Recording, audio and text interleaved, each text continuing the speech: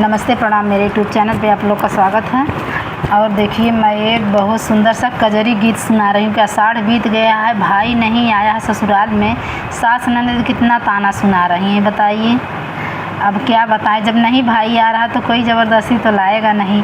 सुनिएगा आप लोग गाना के माध्यम से। भाई बाप को समझना भी चाहिए कि जब बेटी बहन गई हैं ससुराल में तो समय निकाल के जाना भी चाहिए, फर्ज निभाना चाहिए। लेकिन पता नहीं क्यों भूल जाते हैं, सब समझ में नहीं आता। कि हरे रामा बीतल जात आषाढ़वा बीरन नहीं आए रे हरे। हरे रामा बीतल जात आषाढ़वा बीरन नहीं आए रे हरे। सासु ननद हम बिरही बोले, बिरही बोलिया सुनावे रामा। सासु ननद बिरही बोले, बिरही बोलिया सुनावे हो रामा।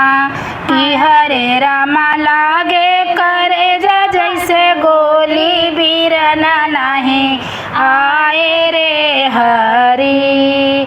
हरे रामा लागे करे जैसे गोली बीरन नहीं आए रे हरी। हरे रामा बीतल जात आषाढ़वा बीरन नहीं आए रे हरी। हरे रामा बीतल जात आषाढ़वा बीरन नहीं आए रे हरी। झपटी चढ़ली हम ससुरुआ टरिया, देखे चारो ओरिया रामा, देखे चारो ओरिया रामा। झपटी चढ़े हम ससुरुआ टरिया, देखे चारो ओरिया हो रामा। कि हरे रामा देखे ना कतहु बीरनमा, बीरन नहीं आए रे हरी। हरे रामा देखे ना कतहु बीरनमा, बीरन नहीं आए रे हरी। हरे रामा बीतल जात आषाढ़वा बीरन नहीं आए रे हरी। हरे रामा बीतल जात आषाढ़वा बीरन नहीं आए रे हरी।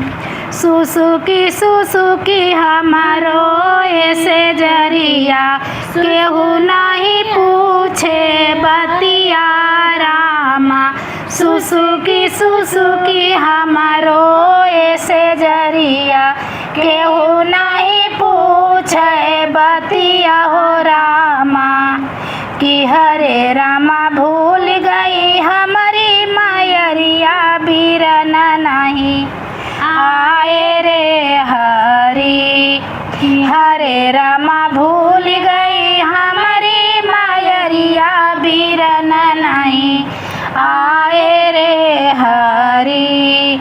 हरे रामा बीत गए, हरे रामा बीतल जात आषाढ़वा बीरन नहीं आए रे हरी। हरे रामा बीतल जात आषाढ़वा बीरन नहीं आए रे हरी। हंसी के मोरी सासु ननदिया, बिहसी के बोला मैं रामा। बिहसी के बोलिया बोल हो रामा। कि हरे भौजी आई गए दुआरे तोर बीरनमा, कि हाथ लिए थरिया रे हरी। कि हरे भौजी आई गए तोहर बीरनमा, कि हाथ लिए थरिया रे हरी। कि हरे रामा बीतल जात आषाढ़वा बीरन नहीं आए रे हरी।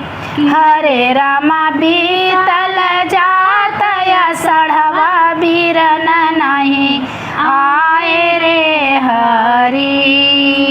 कैसा लगा मेरा गाना, आप लोग सुनिएगा और सुन के सब लोग अपने दीदी के यहाँ सावन में ज़रूर चले जाइएगा।